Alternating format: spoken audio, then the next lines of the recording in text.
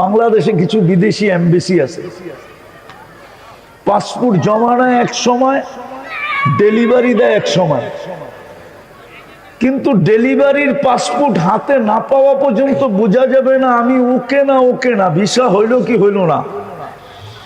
কিন্তু ডেলিভারি পাওয়ার পরে কিছু লোকের চেহারা দেখলেই বোঝা যায় যে পায়া বাইরেছে, আর কিছু লোকের চেহারা দেখলেই বোঝা যায়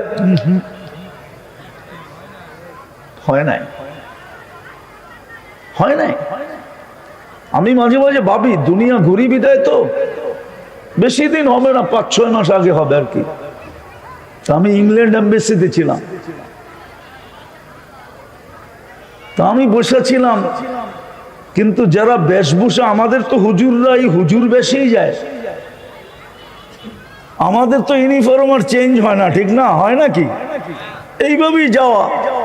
আর আমার পানের অভ্যাসও খুব। আমার অফিসে বাংলাদেশি ছেলেরা যারা চাকরি করে, অনলাইনের জগৎ হওয়ার কারণে অনেকে চিনে। তা আমি বসেছিলাম এক কোনায়, কিন্তু বাকিদের সাজগোজ দেখা মনে হইতেছিল যে ওনা মনে হয় ইংল্যান্ডেই আছে, এখন লন্ডনেই আছে, নাইলে এই সাজগোজ কেন? বাংলাদেশে তো এরকম সাজগোজ সবাই লাইক করে না, যেভাবে আসছে। কিন্তু পাসপোর্ট পাইতে ছিল, চেহারার রঙে বসতেছিলাম যে না, সাজগোজ কোনো কাজে দেয় নাই।